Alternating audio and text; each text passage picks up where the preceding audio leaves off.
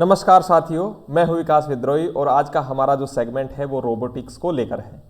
दोस्तों, मेंस में टॉपिक दिया गया है लेकिन प्री में भी सवाल बनता है।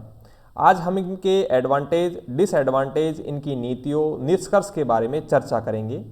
उससे पहले मैं आपको बता दूं कि आपने यदि हमारे सिविल टाइम्स एप्लीकेशन को डाउनलोड नहीं किया है तो ज़रूर कर लें, क्योंकि जो भी अभी मेंस की तैयारी कर रहा है उसके लिए हमने एक प्रोग्राम चलाया हुआ है जिसका नाम दिया है टेस्ट सीरीज का।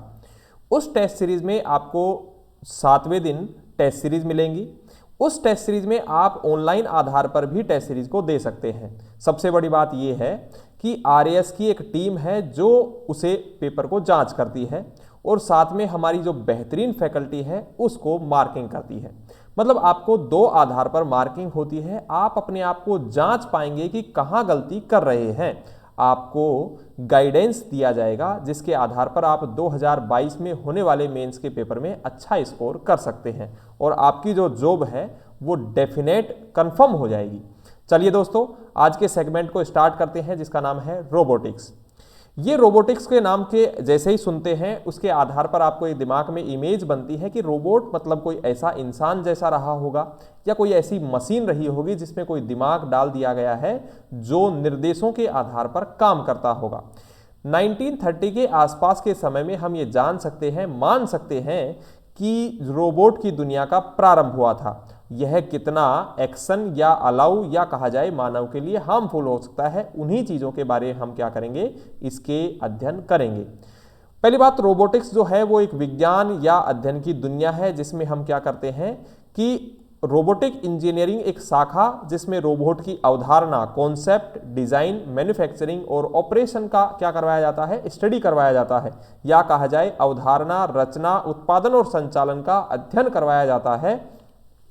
इसके अंतर्गत electronics, computer science, nano technology, mechatronics, biotechnology और आर्टिफिशियल इंटेलिजेंस का उपयोग लिया जाता है जिसके आधार पर एक रोबोट को तैयार किया जाता है। मैं रोबोट को एक आसान भाषा में नाम दे सकता हूं जिसे बंधुआ मजदूर कहा जा सकता है। यह मजदूर आपसे बिना किसी की मांग किए हुए आपके काम को दैनिक आधार पर करेगा। यह जरूर बिजली का खपत तो करेगा, लेकिन एक बार पैसा लगाने के बाद यह आपसे कभी किसी चीज़ की डिमांड नहीं करेगा। यह दुनिया आने वाले समय में आपको धीरे धीरे बढ़ती नजर आएगी, क्योंकि मानव जीवन में जो मशीनें हैं वो धीरे धीरे क्या कर रही है, एंटर कर रही है और हम उन्हीं के ऊपर डिपेंड हो रहे हैं। अब ये जो इसके एडवांटेज हैं, जो मशीनरी आप देखते हो जो रोबोट के आधार पर काम करते हैं, यह मानव से क्या है, फास्टर है। यह बिना थके काम कर सकते हैं, बिना ब्रेक लिए काम कर सकते हैं। विश्वसनीयता इनकी बेहतरीन है, रिलायबिलिटी, प्रोडक्ट्स जो है वो अच्छे होंगे, या फिर मेडिकल के क्षेत्र में काम ले सकते हैं, एनवायरनमेंट के क्षेत्र में काम ले सकते हैं, माइनिंग या समुद्र जो डिपार्टमेंट है या कहा जाए जो विभाग है उस क्षेत्र में दे सकते हैं, या जहां पर मानव की पहुंच नहीं है वहां पर हम इनका उपयोग ले सकते हैं। जैसा कि मैंने बताया, मानव से तेज काम कर सकते हैं, मानवीय हस्तक्षेप के बिना ब्रेक के, विश्वसनीयता बेहतर है, उत्पाद तैयार कर सकते हैं, दोहराव और खतरनाक कार्य कर सकते हैं, यह मेडिकल की सर्जरी कर सकते हैं, शत्रुतापूर्ण वातावरण में रह सकते हैं, खनन और महासागर में काम कर सकते हैं, और जहां इंसान नहीं पहुंचता है वहां पर भी यह पहुंच बना लेते हैं। फिर इसके नुकसान भी हो सकते हैं कि जब मशीनरी हमारे जीवन में प्रवेश करेगी तो क्या इफेक्ट आ सकते हैं। सबसे पहली बात है कि आज उद्योगों में मानव काम करता है जिससे उसकी रोजी रोटी चलती है। बेरोजगारी लेकर आएगा ये। डेटा रिकवरी करने में आसान नहीं है, कोई भावना इसके अंदर नहीं रहेगी क्योंकि यह मशीन है और मशीन में कोई बुद्धि नहीं है, मस्तिष्क नहीं है। यह जोखिमपूर्ण कार्य कर सकता है। मान लीजिए इसकी कोडिंग में कोई एरर आ जाए और एरर आने के बाद यह आपको या हमें नुकसान पहुंचाने लगे, कोई बुद्धि नहीं है, पहले ही बताया है। साथ ही यह बिजली की खपत और लागत भी इसकी अधिक रहेगी। आपकी ये रोबोटिक्स जो है वो आए दिन चर्चाओं में रहता है, न्यूज़ में बना रहता है। देखिए, इसमें एआई, आर्टिफिशियल इंटेलिजेंस भी डाला जा रहा है, लेकिन मैं ये कहूँगा कि अभी एक प्रयोग किया गया था फेसबुक के द्वारा, और फेसबुक के द्वारा 2 रोबोट बनाए गए।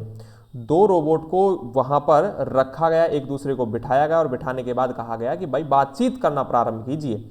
उन दोनों रोबोट्स ने एक ऐसी लैंग्वेज का निर्माण कर लिया जिसे आज तक वैज्ञानिक समझ नहीं पाए हैं। क्योंकि ऐसी स्थिति बन सकती है कि मान लेते हैं हम किसी रोबोट का निर्माण कर लें और उसे हम अपने दैनिक जीवन में भी उतार लें, लेकिन किसी दिन उसका क्या है सिस्टम गड़बड़ा जाए और गड़बड़ाने के बाद वह हमारे जीवन को हार्मफुल बना दे, वह हम पर राज करने लगे। हो सकता है मानव जो है मानव उनके गुलाम बनकर रहे और वो हमारे क्या है सरदार बन जाए। तो ऐसी स्थिति भी बन सकती है। फिर इसका भविष्य जो रहेगा वो कैसा रहेगा, तो रोबोटिक्स में रोजगार का दायरा बढ़ सकता है। भारत जो है वो उद्यमियों या कहा जाए अपॉर्चुनिटी और एंटरप्रेन्योरशिप का क्या है देश रहा है, जो कि संस्कृति के लिए और अधिक सुनहरे अवसर पैदा कर सकता है। रोबोटिक्स हमारे जीवन को बदलने के लिए बेहतरीन नहीं है, लेकिन फिर भी यह विकास या कहा जाए आवश्यकताओं को पूरा करने के लिए विस्तार कर सकते हैं, इसमें ला सकते हैं। यह हमारे समाज में अनिवार्य हिस्सा बनने का क्या कर सकता है, काम कर सकता है, क्योंकि हम हॉस्पिटल में, रेस्टोरेंट्स में या सर्जरी में या माइनिंग में इनका उपयोग लेकर या मैन्युफैक्चरिंग में इनका उपयोग लेकर हम अपने उत्पादों को बढ़ा सकते हैं।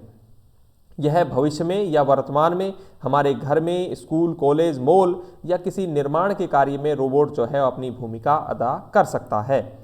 निष्कर्ष जो रहेंगे वो मैन्युफैक्चरिंग और प्रोडक्शन भारत जो है सबसे आगे रहा है। यहाँ पर जो है मानव का जो कहा जाए जो विकास दर है या काम करने की जो क्षमताएं हैं वो बेहतरीन हैं। इसी के साथ में जो उन्नत स्वचालित ऑटोमेटिक जो है टेक्नोलॉजी और एडवांस टेक्नोलॉजी का भी उपयोग लिया जाता है। भारत सरकार ने एक पहल बना रखी है या प्रोग्राम चला रखा है जिसका नाम दिया गया है मेक इन इंडिया। इसमें क्या किया जाता है कि भारत में लोगों को अवसर दिए जाते हैं या फॉरेनर्स जो होते हैं, बाहर के जो उद्यमी लोग हैं, जो एंटरप्रेन्योरशिप पीपल हैं, वो यहाँ पर आएँ, यहाँ पर पैसा लगाएं, तकनीक लेकर आएं। जैसे ही पैसा लेकर आएगा तो तकनीक तो वह ऑब्वियसली लेकर ही आएगा, उस तकनीक को वह भारत में उपयोग ले। जैसे ही वो यहाँ पर क्या है मैन्युफैक्चरिंग करेगा तो यहाँ के लोगों को रोजगार मिलेगा, साथ ही वो तकनीक भी मिल पाएगी, जिससे भारत एक नए वैश्विक मानक को स्थापित कर सकता है। ये था आज का हमारा सेगमेंट। दोस्तों, आप हमारे सोशल मीडिया हैंडल को जरूर फॉलो करें, जिससे आपको हमारी जो भी इंफॉर्मेशन रहेगी वो आपको मिलती रहेगी। सिविल टाइम्स ऑफलाइन बैचेज भी लेकर आ रखा है, जो 2 बैचेज हैं हमारे पहले ही फुल हो गए हैं। अगर आप भी हमसे ऑफलाइन पढ़ना चाहते हैं तो आप हमारे सिविल टाइम्स ऐप पर जरूर इंक्वायरी करें। बहुत बहुत धन्यवाद दोस्तों, थैंक यू।